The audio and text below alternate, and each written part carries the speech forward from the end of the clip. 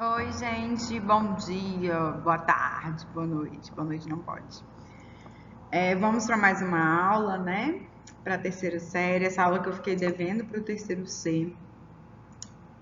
Ontem eu só consegui gravar 2 aulas aqui na escola, e quando eu cheguei em casa eu não tinha a mínima condição de gravar, então entre gravar uma aula mal gravada e mandar um vídeo complementar, eu optei por enviar esse vídeo complementar, tá, gente? Porque para mim não tem fundamento, não tinha condições, seria uma aula ruim e chata, que já é uma aula teórica, e aí eu optei por não, tá bem? Nessa aula de hoje, eu vou dividir em 2 partes. Então, nós temos a terceira aula, parte 1 e parte 2, tá bom? Para acompanhar os meninos que estão aqui no presencial. A professora dava a senhora falar tudo? Dava sim, numa aula só. Só que para acompanhá-los eu vou dividi-la em 2 partes, beleza? Aí na próxima semana eu posto a parte 2 desta aula. Nós vamos entender, compreender no objetivo dessa aula, a formação do território brasileiro. Por que isso? A gente aprendeu teoria neomalthusiana, teoria reformista e marxista, teoria malthusiana, falei errado, peraí. Teoria neomalthusiana, teoria malthusiana, teoria reformista, marxista e eco-malthusianas, que são as teorias demográficas que foi da nossa aula passada. Agora, a gente vai entender isso, a gente tem que aprender esses conceitos das teorias demográficas, né, porque são teorias de demografia e população. Nós vamos vir aqui para o Brasil, para a formação do território brasileiro mesmo, tá bom?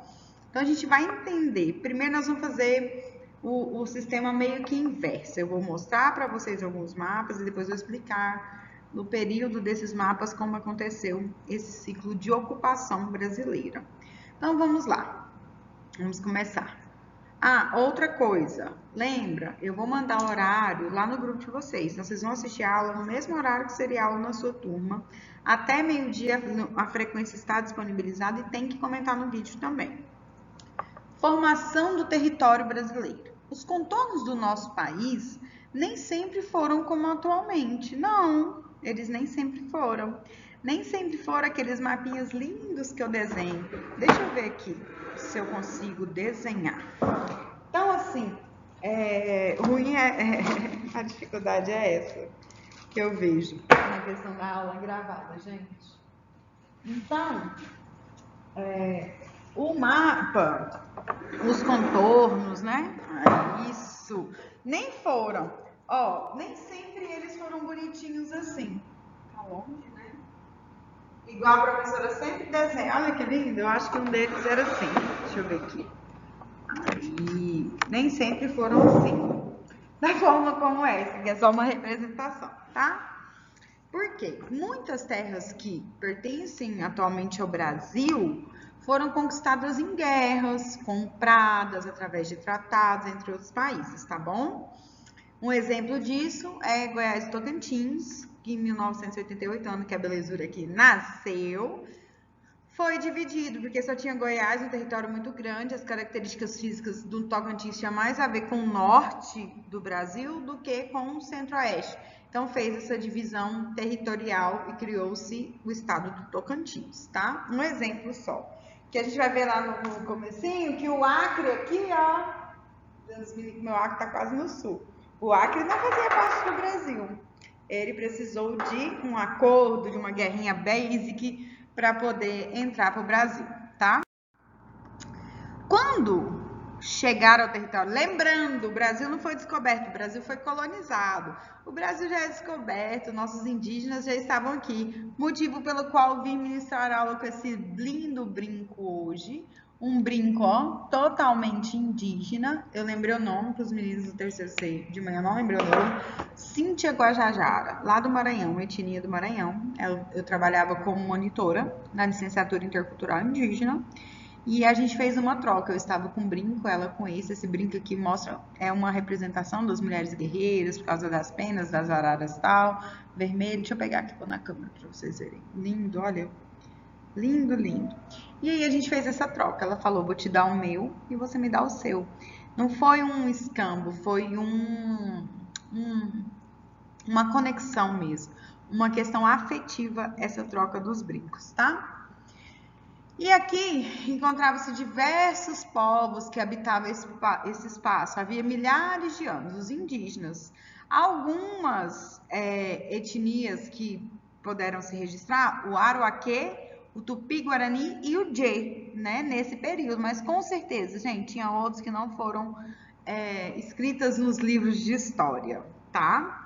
Então, quando os portugueses e espanhóis chegaram ao Brasil, eles colonizaram, eles não descobriram. Vamos, né? Já vamos atualizando isso daí. E aí, quando a gente tem essa primeira divisão oficial do Brasil, foi feita pelo Tratado de Tordesilhas. O que é? A divisão do Brasil entre Portugal e Espanha. Aqui ficou Portugal e aqui ficou Espanha. Professora, mas Portugal ficou com menor, porque eles não tinham noção, isso aqui é até menor, tá, gente? É bem que assim. Eles não tinham noção do que tinha dentro, né? Do que tinha aqui para dentro do país, quais terras eram. E aí, em 7 de junho de 1494, nós temos o Tratado de Tordesilhas, que ele estabeleceu uma linha imaginária, igual os paralelos medianos, que passava 370 léguas a oeste do arquipélago de Cabo Verde.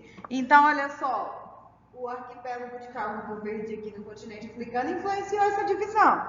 E eles estavam lá no continente europeu. Pã, pã. Ó, por que eles passavam ali no continente africano? E aí, eles fizeram essa divisão, para pegar os negros, escravos, tá? Olha como que ele é, gente. Terras pertencentes a Portugal, menor tamanho, terras pertencentes à Espanha. Isso que eu expliquei, eles não tinham noção aqui para dentro, então fez uma linha imaginária e falou, isso é meu, isso é seu, pronto. Porque olha onde eles atuavam aqui, ó, no litoral, tá?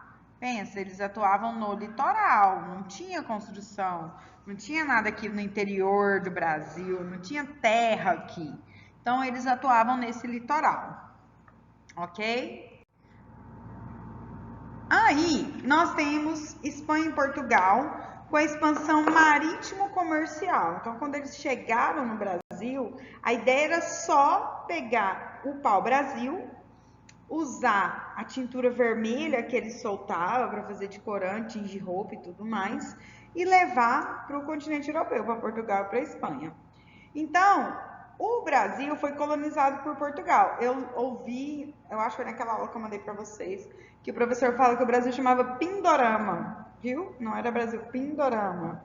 Aí ficou Terra Brasilis e depois Brasil. E aí, para a melhor ocupação do Brasil, se dividiu em capitanias hereditárias. O que foram essas capitanias? Vocês vão entender lá na frente. Então, gravem bem, é um quebra-cabecinha. Gravem bem essa questão das capitanias. E aí, o que acontece? Foi divididos em capitanias. Por quê? Os grandes reis não vinham para cá. Quem tomava conta dessas terras eram os capitães. Por isso que eram capitanias hereditárias. São os capitães que fazem esse controle, tá? Que cuidam desses territórios. Até então, nada povoados, apesar dos indígenas. Olha aí como que era dividido o Brasil. A menina perguntou na sala hoje, professora, mas como eles sabiam que... Peraí, deixa eu lembrar da pergunta dela.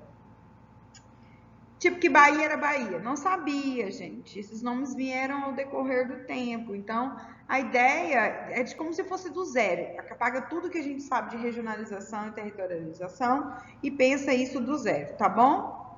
Aí, olha só como é que eram. A gente tem aqui, ó, o Tratado de Tordesilhas e a gente tem as capitanias, tá vendo? Então, eles estavam ali só no litoral, o interior do Brasil nem tinha capitanias. Então, a capitania do Espírito Santo, que era o Baixo de Pargos, Rio do Mucuri, e assim foi. Ao sul da Bahia de Todos Santos, Bahia, Nordeste. Meu coração vive lá. E aí, essa transformação foi modificada devido ao ciclo econômico que aconteceu no Brasil. Por isso, gravem os mapas. Alguns estados foram anexados de outros países, assim como o Acre, que foi anexado da Bolívia, lá na frente eu vou explicar, e vários estados da federação, que eram bem grandes, foram divididos. tá bom? Olha só. Olha como que era o Brasil, a formação no século XVIII. Então, a gente tem desde o século XVI e assim foi mudando. Aqui é em 1709 e 1789. Então, olha o tamanho de São Paulo, Grão-Pará, Maranhão, Pernambuco, Bahia, Rio de Janeiro pequenininho e São Pedro. Aí nós temos de cá, aqui já começou as divisões territoriais. O Grão-Pará, Maranhão, Grão-Pará estranho, né? É Parazão, gente. Pará, Amazonas. Maranhão, Pernambuco, Bahia, aí já tem Minas Gerais, que não tinha aqui, Espírito Santo, que não tinha, e São Paulo perdeu suas terras, entre aspas, por Mato Grosso e Goiás. E aí nós temos Rio Grande do Sul. Lembrando que para regionalização, uma das primeiras aulas que eu ministrei, a gente olha o quê? Os aspectos físicos, econômicos e naturais. Isso interfere na regionalização, por isso que eu falei de Goiás e Tocantins, tá? Olha agora 1822 e 1899. 89. Olha a diferença. Eu ia falar quando um ano depois que eu nasci, gente, é 89. Isso é de 1988. Então aqui, ó, olha o tamanho dessas regiões. Estão vendo? A Cisplatina. Ixi, ó, o Rio Grande do Sul aqui. Isso aqui teve muito confronto. Revolução Farroupilha. Emancipação do Sul, hein, gente? Pode emancipar. O povo lá não tem muito inglês, muito coisa para inglês ver. Aí a gente já tem aqui, em 1889, o Amazonas, o Pará, o Maranhão. Lembra do Tratado de Tordesilhas? Ele vinha aqui, ó, no meio do Maranhão, ó, bem aqui assim, fazer uma canetinha. Em tese, ele vinha aqui, ó. Olha o tantinho para Portugal, olha o tantão para Espanha. Gravem isso, tá? E aí nós já temos aqui Distrito Federal, capital do Rio de Janeiro. Meu Deus, como assim? Santa Catarina, São Paulo. Professora, como se Deus não sei. Não faço ideia. Eu sei daqui das Antas, porque a Nossa Senhora das Antas caiu aqui, Santana das Antas, e virou a terra das Antas, né? Só. A formação do Brasil no século XX. Olha, não tá mais parecido com a gente? Mato Grosso já diminuiu porque era muito grande. Ponta Porã agora é Mato Grosso do Sul, porque Ponta Porã, Paraguai. Veio para cá também. Aí nós temos o quê? Ceará, Rio Grande do Norte, Paraíba, Pernambuco, pegou o Nordestão ali, ó, e dividiu ele territorialmente. Santa Catarina, Espírito Santo, Guaporé, Acre. E aí, olha só, em 1900 a gente não tinha um Acre. O Acre era da Bolívia, então vocês parem de falar que o Acre não existe. O Acre existe. E precisou da Revolução Acreana, que aí sim o Acre passou a ser do Brasil, porque teve uma luta territorial ali, e a Bolívia ainda foi indenizado com não sei quantas liras, não sei, 2 milhões de alguma coisa, que devia ser muita grana. Indenizaram para quê? Para esse território fazer parte aqui do Amazonas, até porque aqui tem exploração. Tem exploração das drogas do sertão, vocês vão ver lá na frente, tá bom? Então o Acre passou pelo processo da Revolução Acreana, beleza? Quais são as causas da modificação desse território brasileiro? Expansão da ocupação portuguesa, a gente vai entender que eles vinham só para pegar e depois que eles começaram a expandir.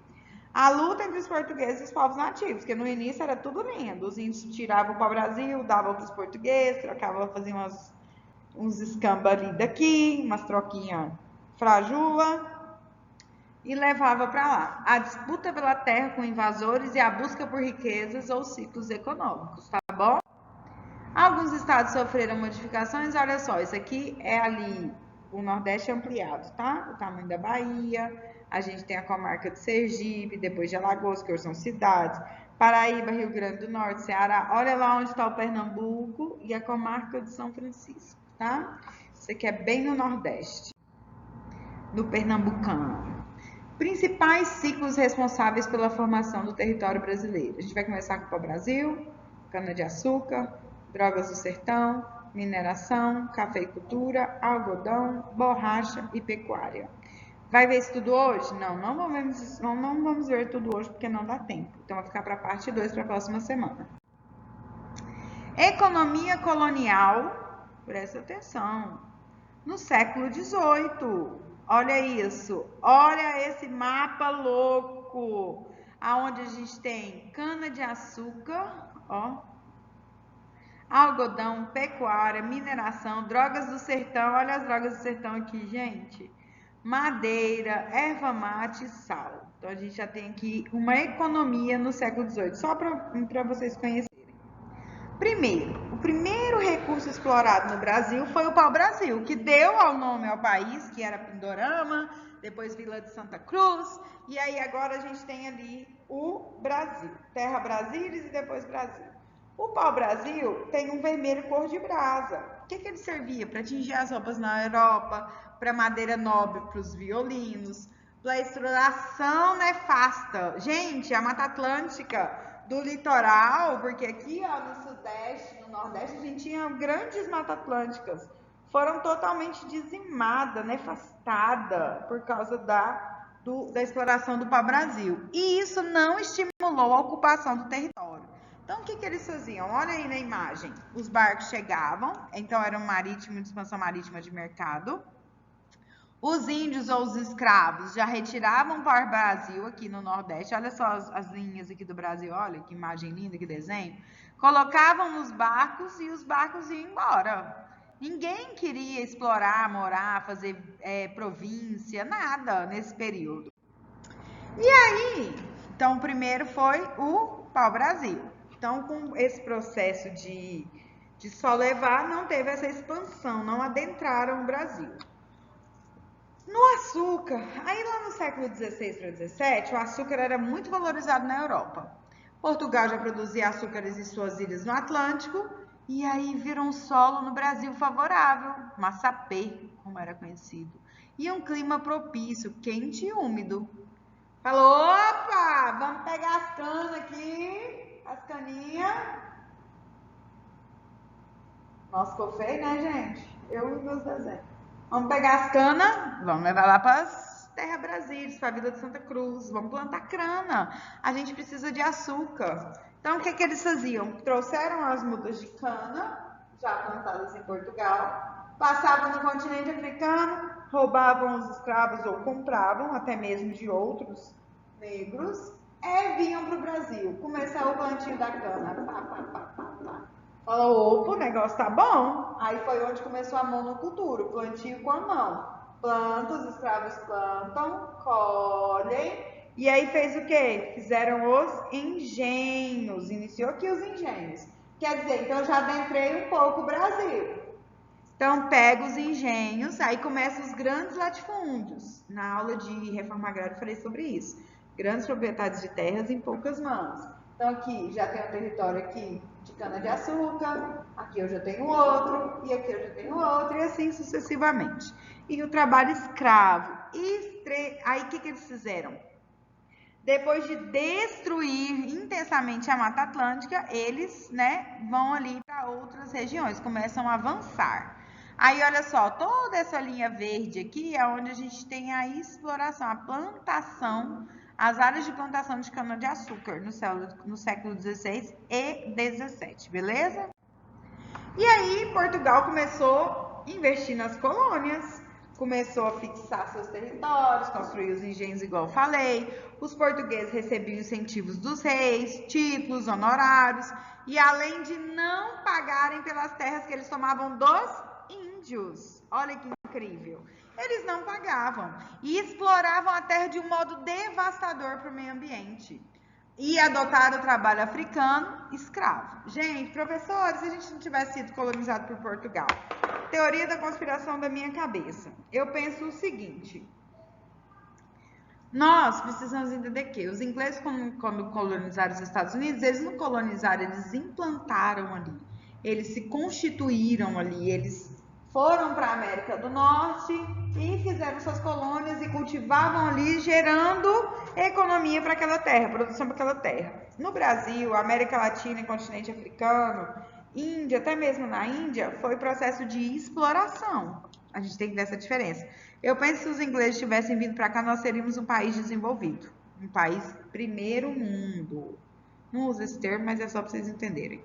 Então, a gente seria um país desenvolvido. Porque se nós temos os ingleses, meu Deus, pensa eles pegar toda essa riqueza que o Brasil tinha e cultivar? Misericórdia, é trem demais. E não, os europeus exploraram, levaram embora para a Europa, empobrecendo a gente, tá? Aqui é um engenho, né, de cana-de-açúcar, grande propriedade de trabalho escravo. Outra imagem, né, desse período do trabalho escravo dos negros cangueiros, né, os que carregavam ali o açúcar, a cachaça. E nesse período a gente tem Portugal explorando as drogas do sertão. O que Portugal fez? Portugal saiu da sua área e foi aqui para o norte, lá no norte do Brasil. Na época não era norte. Falou, opa, achamos Guaraná, Antártica, ops, Guaraná. Nós temos cravo, nós temos castanha do Pará, urucum, tudo isso era utilizado como essência, aromatizante, chás, medicamentos, corantes e plantas medicinais, por isso que são drogas do sertão. Quando eles acharam isso, aqui, lembra, aqui na Espanha, ligaram o tan, tan, tan, tan, aquela palavrinha, quando eu fizer assim, tan, tan, tan, é isso. Ligaram o tan, tan, tan e vieram para a Espanha, invadiram as terras espanholas e extraíram isso, passava aqui, colocava nos barquinhos e encaminhava para o continente europeu, entenderam? Tudo foi explorado, tudo foi retirado. Começa daí, né, gente? Eu acho. E aí nós temos a mineração no século XVIII. Agora sim nós temos os portugueses adentrando, né, o Brasil ali. Então a gente tem a região sudeste e centro-oeste. Aqui. Nossa, meu mapa tá tão lindo. Misericórdia. Vou fazer outro aqui, tá, gente? Brasil. Aí eu tenho, eles ficavam aqui, não era? Agora eu tenho aqui, ó, adentrando o Brasil. Fora que aqui eles já tinham pegado as drogas do sertão aqui no norte. Tá vendo? Mas sempre pelo litoral, região litorânea. Então eles adentraram centro do Brasil. Aqui entra junto, sabe quem, gente? Os bandeirantes nesse período aqui. Aqueles que exploraram, mataram muitos indígenas. Então aqui a gente já tem uma imposição de colônias, uma devastação das terras para mineração, que eles descobriram que se ocupasse o Brasil tinha ouro. Então a gente tinha trabalho escravo, nós tínhamos o desenvolvimento das cidades começando aí, toneladas de ouro foram levadas para Portugal, se fazia alta cobrança de impostos sobre isso. E sabe como Portugal pagou sua dívida externa com a Inglaterra? Utilizando o ouro do Brasil, tá, gente? Nosso Brasil é muito rico, mas eu acho que esse mau caráter, essa questão política brasileira, desde o processo de colonização, meu Deus, nós somos roubados, saqueados, você fica indignado mesmo, tá? Aqui é uma imagem da mineração do ciclo do ouro, olha lá os escravos, os capitães, né? E aqui eu peguei uma imagem mais atual, para vocês terem uma noção. Então a gente tem ouro, diamante, prata e outros minerais sendo extraídos, né? Mais atual, né? Uma imagem mais realista, é isso que eu quero dizer. Dos escravos trabalhando nas grandes mineradoras. Temos mineradoras ainda? Muitas. Aqui em Goiás tem Minasul, tem em Minas, tem no Pará, inclusive a gente tem, né, a questão do vale lá do Rio Doce. E aí, no século 16, 17, surge a cafeicultura. Guarda isso aí. Ela surge, ela vem para a região sul do Brasil, sul e sudeste, né, uma região mais fria. O café já era muito cultivado no continente europeu. Aí a gente começa as transformações sociais políticas, política do café com leite, presta atenção, que aqui entra os coronéis, a industrialização. Aí nós temos a imigração europeia, os italianos vêm trabalhar porque eles já têm habilidades com café, que trabalha assalariado. Aí o surgimento dos barões do café, a industrialização de São Paulo, o desenvolvimento de portos e começa a acumular capital. E a gente tem ali, olha a globalização, gente, a expansão da malha ferroviária, que seu trem de transporte tem como escoar o meu produto, entenderam? Olha só, aí, só que ele chegou no século XVI, meados do século XVI para XVII, só que teve sua fase vigorosa, pus vigorosa de Gil do Vigor, para a gente não esquecer. O vigoroso Gil, o café foi vigoroso que nem o Gil, lá no século XIX. Aí sim, nós temos muitos italianos trabalhando no Brasil. A gente tem essa miscigenação, né, europeia, indígenas e africanos. Olha aí nossa natureza. E também a gente tem outra coisa. O trabalho escravo continua, mesmo nessa fase vigorosa do café, mesmo com os italianos vindo para receber, tá bom? E aí no século XIX eu tenho a borracha, lá na região norte. Licença, gente. Desculpa. Aí nós temos as seringueiras que se extrai o látex. E a borracha serve para quê? Para fazer pneus, para pôr nas carroças, nas carroçarias.